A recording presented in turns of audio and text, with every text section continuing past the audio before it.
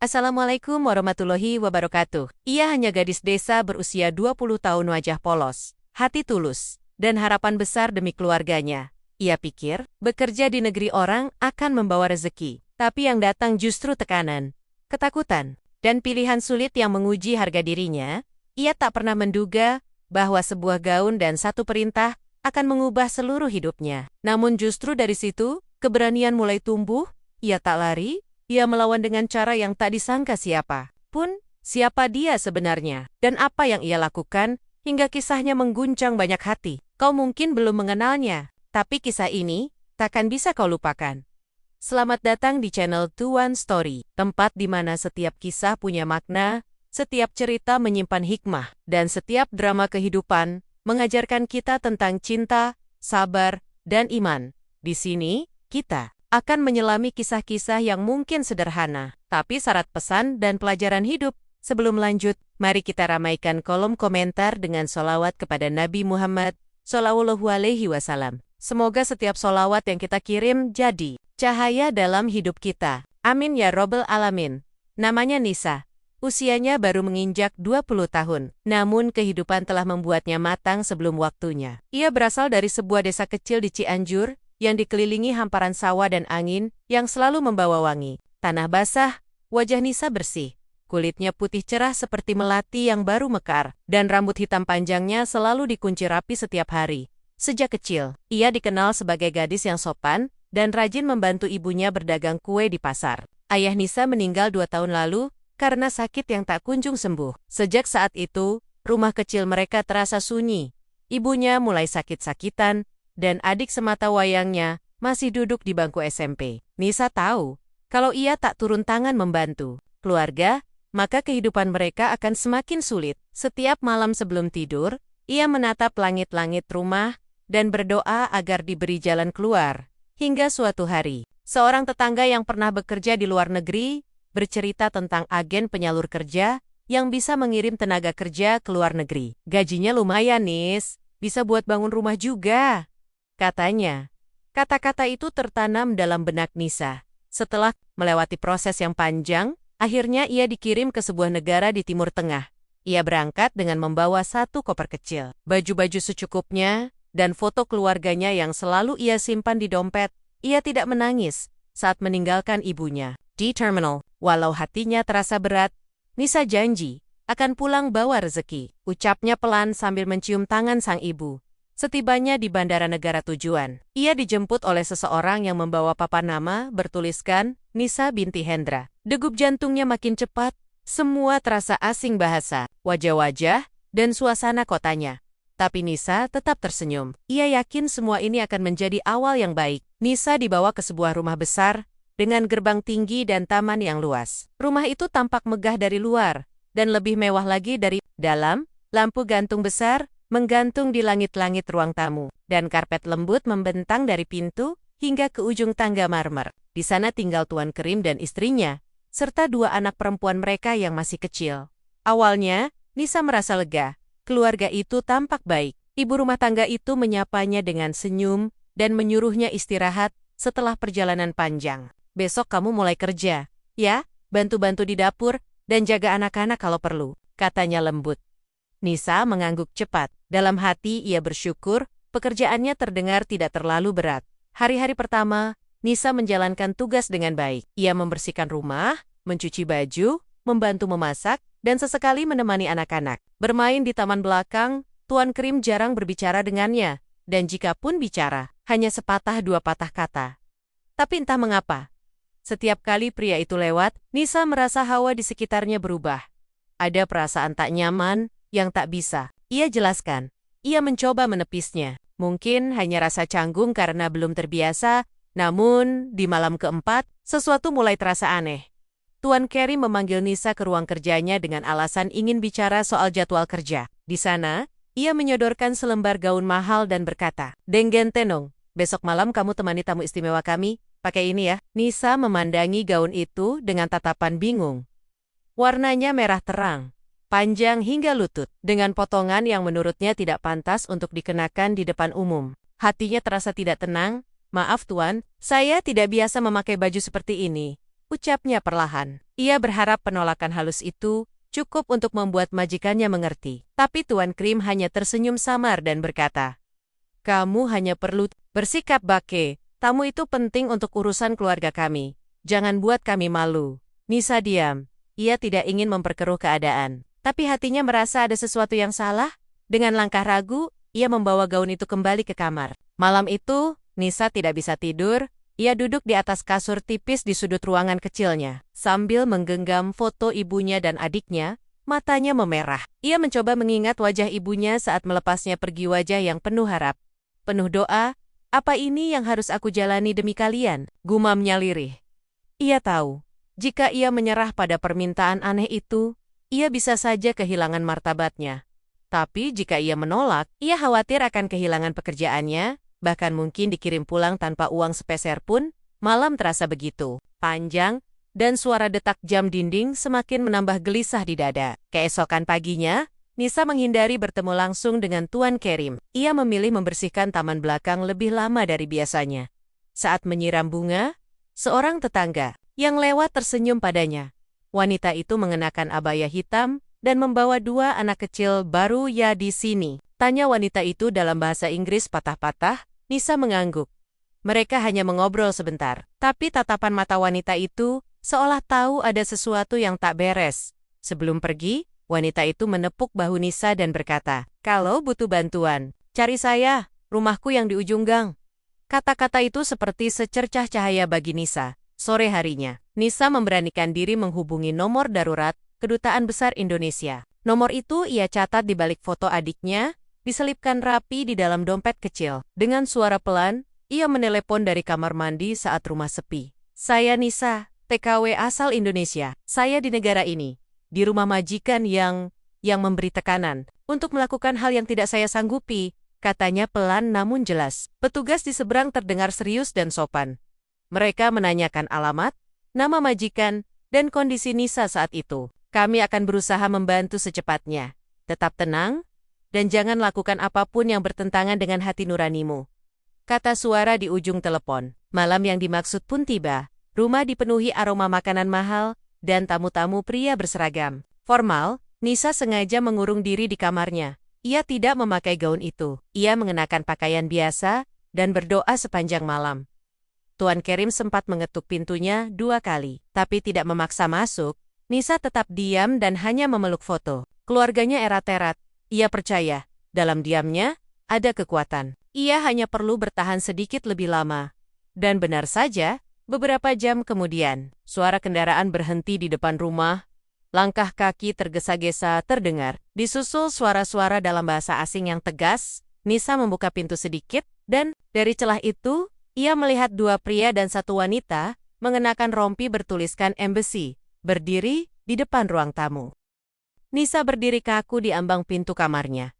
Jantungnya berdegup kencang saat melihat 3 orang dari kedutaan berbicara tegas kepada Tuan Kerim. Salah satu dari mereka, seorang wanita berhijab, menatap Nisa dengan lembut, lalu memberi isyarat kecil agar ia mendekat. Dengan langkah pelan, Nisa keluar dari kamar. Suasana ruang tamu begitu sunyi seketika. Mata Tuan Kerim menatapnya tajam, tapi tidak lagi sekencang malam-malam sebelumnya. Petugas pria dari kedutaan menunjukkan surat resmi. "Donberg, kami di sini untuk memastikan kondisi TKW kami dalam keadaan aman." Nisa mengangguk pelan, tak berkata banyak, tapi sorot matanya penuh harapan. Petugas kedutaan meminta waktu sebentar untuk berbicara 4 mata dengan Nisa. Mereka duduk di sudut ruang makan. Suara mereka pelan, tapi cukup untuk membuat Nisa merasa tenang. "Kamu tidak salah," ujar wanita petugas itu. "Kamu berani, dan keberanianmu adalah awal dari keselamatan." Nisa hanya bisa menahan tangis. Setelah beberapa pertanyaan formal, mereka menawarkan untuk segera membawa Nisa keluar dari rumah tersebut. "Kami sudah menghubungi kepolisian setempat dan akan berkoordinasi dengan pihak imigrasi. Tapi yang terpenting sekarang, kamu ikut dengan kami," lanjut petugas itu. Nisa tidak menunggu lama untuk menjawab. Ia mengangguk mantap, walau tangannya gemetar. Ketika ia berjalan meninggalkan rumah itu, Nisa sempat menoleh ke belakang. Rumah megah yang awalnya ia bayangkan sebagai tempat mengais rezeki, kini terasa seperti mimpi buruk yang perlahan ia tinggalkan. Ia tak ingin membawa rasa marah atau dendam, ia hanya ingin pulang, Duduk di dalam mobil kedutaan, ia akhirnya bisa bernapas lega. Dari jendela mobil, lampu-lampu kota terlihat seperti bintang yang gugur satu persatu. Petugas wanita yang duduk di sebelahnya memegang tangannya dengan lembut. "Kamu tidak sendiri, Nisa," katanya pelan. Nisa memejamkan mata, membiarkan air matanya mengalir untuk pertama kalinya sejak keberangkatannya dari kampung halaman. Selama beberapa minggu, Nisa tinggal di penampungan yang dikelola oleh Kedutaan Besar Indonesia. Tempat itu sederhana, tapi hangat. Ia bertemu dengan beberapa TKW lain yang memiliki kisah hampir serupa. Setiap malam, mereka saling bercerita, saling menguatkan. Di tempat itu, Nisa perlahan mulai menemukan kembali rasa percaya dirinya. Ia mengikuti kelas konseling, belajar bahasa asing, dan bahkan sempat menulis surat panjang untuk ibunya di kampung. Dalam suratnya, Nisa tidak menuliskan segala kesedihan yang ia alami. Ia hanya berkata, "Nisa dalam keadaan baik, Bu. Tunggu ya." Nisa akan segera pulang membawa kabar bahagia. Beberapa hari sebelum kepulangannya, pihak kedutaan mengundangnya untuk menjadi narasumber dalam sebuah acara pelatihan untuk calon TKW baru. Awalnya, Nisa merasa gugup. Tapi saat berdiri di depan, ruangan penuh wajah-wajah muda seperti dirinya dahulu, ia tahu bahwa kisahnya harus disampaikan. "Saya bukan datang untuk membuat kalian takut," katanya membuka, "tapi untuk mengingatkan bahwa kita harus tahu hak kita, tahu batas kita, dan jangan pernah takut untuk berkata tidak saat direndahkan." Para peserta mendengarkan dengan mata berkaca-kaca. Beberapa bahkan menghampirinya setelah acara selesai, memeluknya, dan berbisik, "Terima kasih, Kak." Hari itu akhirnya tiba hari kepulangan yang telah lama Nisa nantikan. Matahari bersinar cerah di atas bandara internasional, seolah ikut menyambut langkah Nisa yang perlahan meninggalkan negeri asing itu. Ia mengenakan pakaian sederhana, membawa satu koper kecil yang sama seperti saat ia berangkat. Namun kali ini terasa jauh lebih berat, bukan karena isinya, tapi karena semua cerita, luka, dan harapan yang ia bawa pulang. Petugas kedutaan mengantar hingga ke pintu keberangkatan. "Terima kasih untuk keberanianmu, Nisa," ujar mereka. Ia hanya tersenyum kecil, menunduk, dan berucap lirih, "Saya hanya ingin pulang." Pesawat mendarat di Jakarta sore hari. Udara lembab dan suara pengumuman bandara dalam bahasa Indonesia membuat Nisa nyaris menangis. Rasanya seperti dipeluk setelah sekian lama tersesat. Saat keluar dari area kedatangan, ia melihat seseorang berdiri dengan tangan gemetar ibunya. Wanita itu lebih kurus dari terakhir kali Nisa lihat. Namun, matanya tetap penuh cinta. Mereka saling berlari dan berpelukan erat. Tak ada kata yang keluar selama beberapa saat. Hanya tangisan tertahan dan genggaman yang tak ingin dilepas. "Kamu pulang, Nak. Akhirnya kamu pulang," bisik sang ibu. Di pelukannya, di belakang mereka, adik Nisa berdiri sambil menutupi mulut, tak percaya kakaknya benar-benar kembali. Hari-hari berikutnya dipenuhi dengan kehangatan. Para tetangga datang berkunjung, membawa makanan dan doa. Sebagian bertanya dengan penuh rasa ingin tahu, tapi Nisa tidak menceritakan semua detail. Ia hanya berkata, "Alhamdulillah, sekarang saya baik-baik saja. Yang penting saya bisa berkumpul lagi dengan keluarga." Tapi diam-diam, ia mencatat semua yang ia alami. Ia mulai menulis di buku tulis kosong, mencoba menyusun cerita hidupnya dengan kata-kata. Ia tahu, suatu hari nanti, kisah ini akan berguna bagi orang lain. Dengan sedikit tabungan dari hasil kerja dan bantuan dari organisasi perlindungan pekerja migran, Nisa membuka warung kecil di depan rumah. Ia menjual jajanan pasar buatan ibunya, dan sesekali menjahit baju pesanan tetangga. Ia tidak mencari kekayaan, hanya kemandirian. Dan ia ingin membuktikan bahwa setelah badai, orang bisa bangkit dan membangun lagi dari awal. Setiap pagi, Nisa menyiram bunga di depan rumah sambil tersenyum. Ada luka, ya, tapi lebih dari itu, ada harapan yang terus tumbuh. Beberapa bulan kemudian, Nisa kembali diundang menjadi pembicara dalam sebuah acara nasional bertema perlindungan pekerja migran. Kali ini, ia berdiri di atas panggung yang lebih besar di hadapan ratusan peserta, termasuk pejabat, aktivis, dan calon TKW. Ia mengenakan batik sederhana dan kerudung lembut warna abu-abu. Dengan suara tenang tapi tegas, ia berkata, "Bekerja di luar negeri bukanlah aib, tapi kita harus tahu hak kita. Dan kita harus siap membela diri saat harga diri kita dipertaruhkan." Tepuk tangan bergemuruh setelah ia selesai berbicara. Namun yang paling menyentuh adalah ketika seorang gadis muda menghampirinya dan berkata, "Kak, karena cerita kakak, Aku jadi berani menolak tawaran kerja yang tidak jelas. Terima kasih." Saat itu, Nisa tahu, kisahnya tidak sia-sia. Setelah acara nasional itu, nama Nisa mulai dikenal sebagai suara dari mereka yang sebelumnya tidak terdengar. Ia tidak merasa dirinya istimewa, tapi ia tahu, ia telah melewati jalan yang tidak mudah. Banyak undangan datang seminar, pelatihan, bahkan permintaan wawancara dari media lokal. Tapi Nisa tidak pernah lupa dari mana ia berasal. Ia tetap menjalankan warung kecilnya setiap pagi, tetap menyuapi ibunya obat setiap siang, dan tetap mengantar adiknya ke sekolah dengan sepeda tua peninggalan ayahnya. Popularitas tidak mengubahnya, justru membuatnya lebih bersyukur karena bisa memberi makna dari apa yang dulu nyaris meruntuhkannya. Suatu sore yang teduh, Nisa duduk di beranda rumah sambil menulis. Di depannya, sebuah buku catatan baru terbuka lebar. Ia menulis bukan lagi untuk mengobati luka, tapi untuk menyebarkan cahaya. "Jika aku bisa melewati ini semua, kamu juga bisa." Tulisnya di halaman pertama, ia ingin mengubah kisahnya menjadi buku sederhana yang bisa dibaca oleh siapapun, remaja desa, ibu rumah tangga, hingga calon pekerja migran. Ia ingin semua tahu bahwa keberanian bukan berarti tidak takut, tapi memilih bertindak meski takut. Ia ingin mereka sadar bahwa hidup layak adalah hak setiap orang, bukan pemberian dari mereka yang lebih berkuasa. Waktu berjalan, dan Nisa perlahan membangun jaringan kecil bersama teman-teman yang pernah senasib. Mereka membentuk kelompok pendamping bagi para perempuan yang ingin bekerja ke luar negeri, bukan hanya soal prosedur, tapi juga soal mental, kesiapan, dan keberanian menjaga martabat. Mereka menyusun panduan, membuat kelas pelatihan, dan bahkan membuka layanan konseling gratis.